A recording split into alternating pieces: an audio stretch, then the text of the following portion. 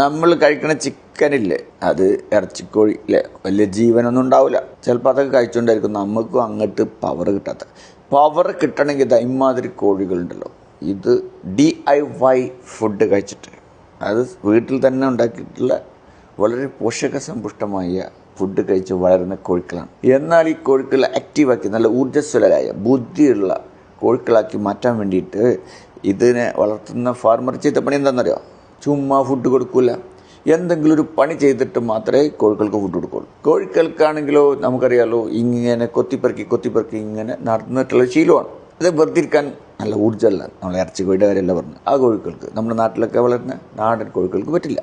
അപ്പോൾ ആ നാടൻ കോഴികളെ ഇങ്ങനെ നല്ല ആക്റ്റീവാക്കി നിർത്തുകയും ഊർജ്ജസ്വലരായി നിർത്തുകയും ബുദ്ധിശക്തിയുള്ളവരായി നിർത്തുകയും ചെയ്ത് കഴിഞ്ഞാൽ എന്താ ഉണ്ടാവുക? അത് കഴിക്കുന്ന നമ്മളും ഊർജ്ജസ്വലരും ബുദ്ധിശക്തിയുള്ളവരായി മാറുമോ?